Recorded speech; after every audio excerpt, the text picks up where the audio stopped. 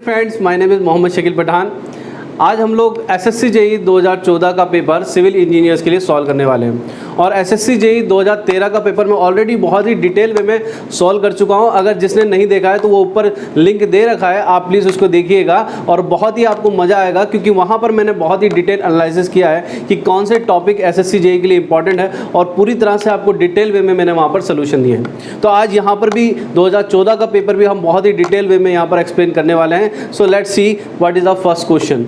Okay, so पहले हम लोग फर्स्ट क्वेश्चन पे आते हैं। तो फर्स्ट क्वेश्चन आपको दे रखा है जो कि बोर्ड पे है, वो है capillary rise is a phenomena that is attribute to the following property of the fluid. This is very very important for question बेटा, क्योंकि बहुत बार ये वाला क्वेश्चन स्टेट एग्जाम्स में भी बहुत बार रिपीटेड मैनर में आया है कि कैपिलरी राइज का जो फिनोमेना है वो किस पे डिपेंड करता है। तो सबसे इंपॉर्टेंट बात ये है कि कैपिलरी राइज का जो फिनोमेना है वो सरफेस टेंशन पे डिपेंड करता है, क्योंकि अगर आप कैपिलरी हाइट निकालने के लिए फॉर्मूला अगर आपको याद हो तो क्या आता है, 4 sigma cos theta rho g into D.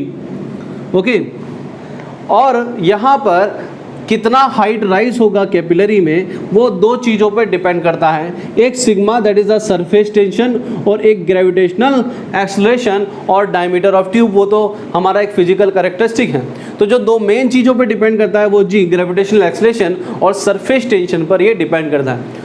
Okay, इसको हम बहुत डिटेल वे में पढ़ेंगे। जो हमारी रिवीजन क्लास चल रही है उसमें आपको एक्चुअली मैं एक्सप्लेन करूंगा, इसको पूरा ड्राइव करके बताऊंगा कि क्यों वो सरफेस टेंशन पे डिपेंड करता है। क्योंकि थोड़ा सा मैं यहाँ पर हिंट देता हूँ। बेसिकली क्या होता है, कैपिलरी राइज में क्या होता है, आपका जो सरफेस का प्रोफाइल है वो इस तरह से कॉन्वेक्स शेप बन जाता है, और जब सरफेस का प्रोफाइल ऐसे कॉनकेव शेप बनेगा तो इसका मतलब मॉलिक्यूल क्या होंगे, स्ट्रेच होंगे, और स्ट्रेच होने की वजह से सिग्मा यहाँ पर डेवलप होता है, और वो सिग्मा का कॉस थीटा कंपोनेंट जब लगने वाले ऊपर लगने वाले एडहेंसिव फोर्स के बराबर होता है।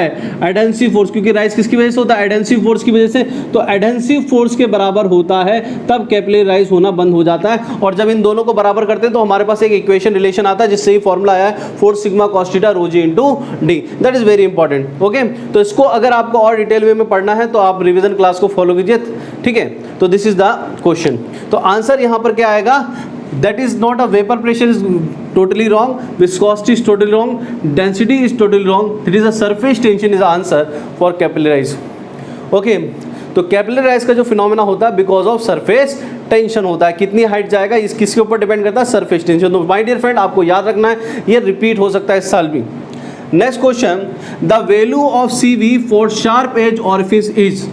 देखिए CV की वैल्यू ऑलरेडी हायर होती है। CV क्या होता है, कोफिशिएंट ऑफ वेलोसिटी, ठीक है। Actual velocity upon theoretical velocity का जो रेशियो होता है that is coefficient of velocity, जिसकी वैल्यू 0.98 से 0.99 के बीच में वेरी करती है। इसलिए आंसर क्या आ गया यहाँ पर, ए। तो CV की value sharp edge orifice metre के लिए 0.98 टू 0.99 पर वेरी करती है, जिसकी मतलब बहुत हाई वैल्यू है। और सबको पता होगा कि जो CD होता है कोफिशिएंट ऑफ डिस्चार्ज, उसको CC इंटू CV लिखते हैं। CC क्या होता है, कोफिशिएंट ऑफ कंट्रैक्शन, CV क्या होता है, कोफिशिएंट ऑफ वेलोसिटी।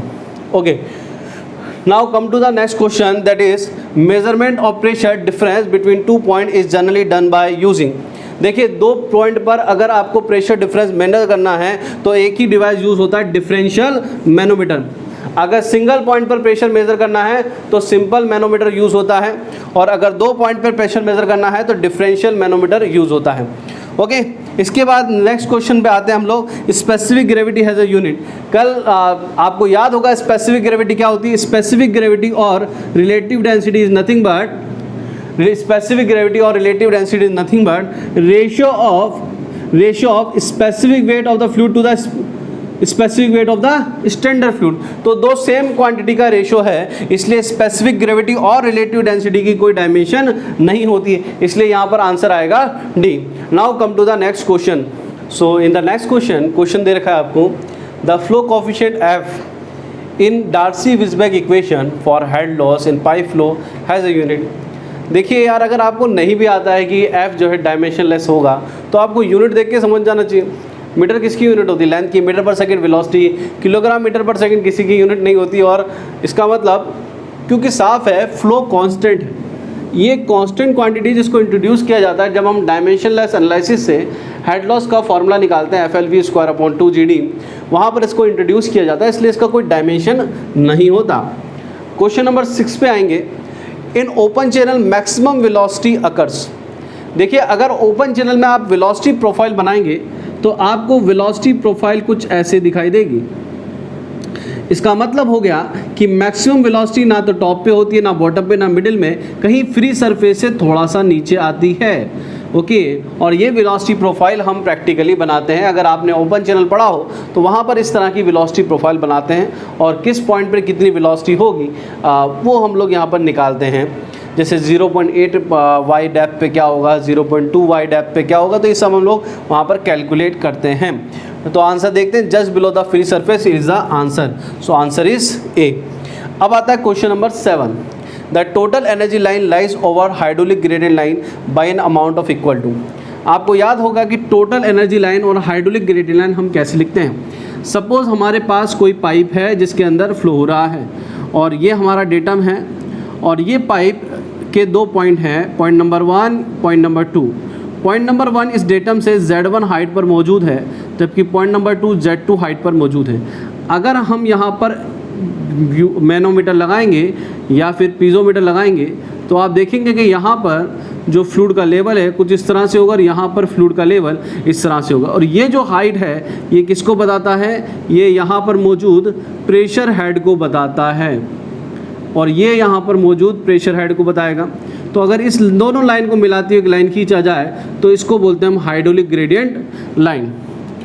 अब अगर यहाँ पर तो ये दोनों मिला के, ये वाली एनर्जी मिला के प्लस Z1 मिला के, दोनों को हम लोग क्या बोलेंगे, इसको बोलते हैं पीजोमेट्रिक हेड।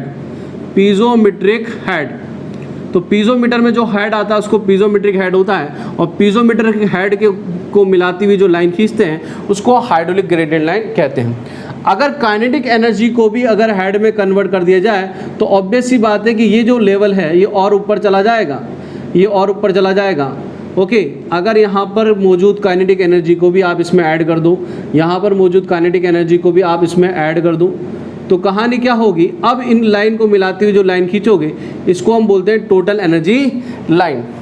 तो टोटल एनर्जी लाइन और हाइड्रोलिक ग्रेडियंट लाइन में जो डिफरेंस होता है वो V²/2G का होता है। तो यहाँ पर क्वेश्चन में यही पूछा है, the total energy line lies over hydraulic gradient line by an amount of equal to that is V²/2G। तो ऑप्शन यहाँ पर सी आ जाएगा। Okay, now come to the question number 8। सो क्वेश्चन नंबर 8 में आपसे पूछा हुआ है the for subcritical flow the Froude number is. सो आप लोग जानते हैं कि सब फ्रॉड नंबर क्या होता है। फ्रॉड नंबर का फॉर्मूला होता है V/√GL। वी क्या होता है, वी क्या होता है आपकी जो वेव्स है, जो नदी है, नदी के ऊपर जो वेव जा रही है उसकी वेलोसिटी होती है और √GL सेलेरिटी की वेलोसिटी होती है। तो यहाँ पर साफ है, अगर हमारे पास फ्रॉड नंबर अगर 1 से कम होता है तो इसका मतलब ये है कि सपोज़ हमारी नदी में वेव्स जो है इस v वेलोसिटी से मूव कर रही है और अगर हमने यहाँ पर कोई स्टोन फेंका, ठीक है, तो उससे जो सेलेरिटी है, अगर सेलेरिटी है अगर वो उससे ज़्यादा वेलोसिटी से मूव कर रही है तो फिर हमें इस तरह का डिस्टर्बेंस दिखाई देगा। अंडरस्टैंड। तो उस केस में जो हमारा फ्लो होगा उस फ्लो को हम बोलते हैं सब क्रिटिकल फ्लो। तो जब फ्रॉड नंबर 1 से कम होता है तो सब क्रिटिकल, 1 से ज़्यादा होता है तो सुपर क्रिटिकल, और जब 1 होता है तो उसको क्रिटिकल बोलते हैं। तो यहाँ पर आप देख सकते हैं <1 will be the answer. Next आता है a fluid which is incompressible and having no viscosity.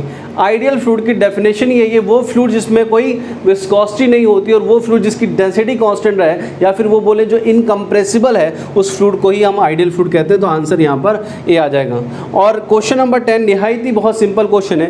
Absolute pressure पूछा है, तो आप जानते हो अच्छी तरह से कि एब्सोल्यूट प्रेशर क्या होता है। एब्सोल्यूट प्रेशर होता है gauge pressure plus atmospheric pressure. तो यहाँ पर डायरेक्टली आंसर आ जाएगा कि ये answer number B, PATM plus P gauge. Okay, thank you very much. यहाँ पर हम लोगों ने सिविल 2014 का पेपर फॉर SSC JEE का कंप्लीट किया है यहाँ पर।